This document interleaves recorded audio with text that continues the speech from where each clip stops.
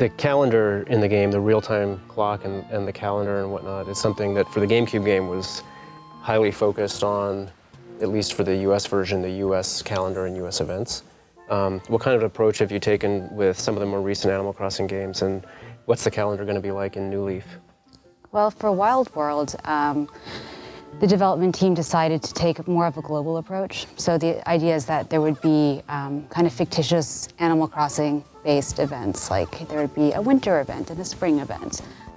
For City Folk, it was a return back to the kind of GameCube era real-life calendar. Mm-hmm. And for New Leaf, it's the same approach, except with more events and also new takes on existing events. Like, what are some of the new takes on the existing events? How does it change? I guess it's partly because you're the mayor now, and that's one of the big changes. But that's part of it. But I guess one example would be April Fool's Day, which existed in the GameCube version, but now it's actually back in New Leaf in a completely different format. Basically, you have to try to unmask Blanca, who's masquerading as one of your villagers. April Fool's Day is actually, I think, one of my favorite events. It's also one of the more involved events. Mm-hmm.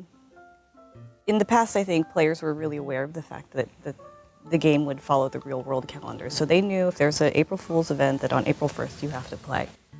Not to give too much away, there's a build-up to that. You have to play and listen and take notes. This Animal Crossing you need to be really devoted. And it's not just if you're mayor.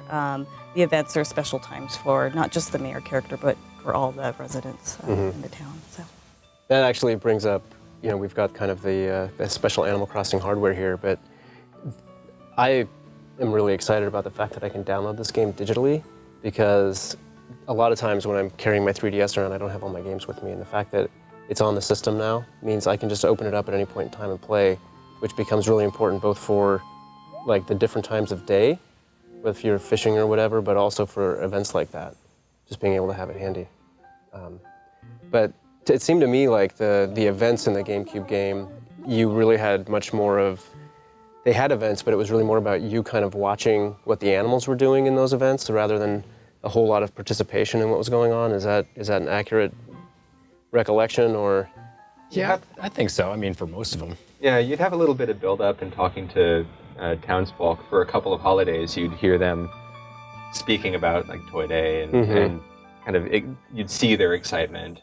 You could participate in some of the events, the Harvest Festival, where you'd steal all of the silverware off of the tables, for example. Yeah. But for some of the other smaller events, it was very much like watching all of the villagers gather and watching them do the countdown for New Year's, for example. Mm-hmm. And has that changed a little bit in New Leaf, or are there more events that you're kind of more actively a participant in? I think gradually through, with each iteration of the game, the development team has definitely made the player more of an agent in these activities as opposed to someone watching these activities happen. And like I said before, in Animal Crossing New Leaf, there are certain events that you are that holiday. So players, without the players, if you're not there, your animal neighbors will be very disappointed. Yeah. That kind of pressure. Good pressure. Yeah.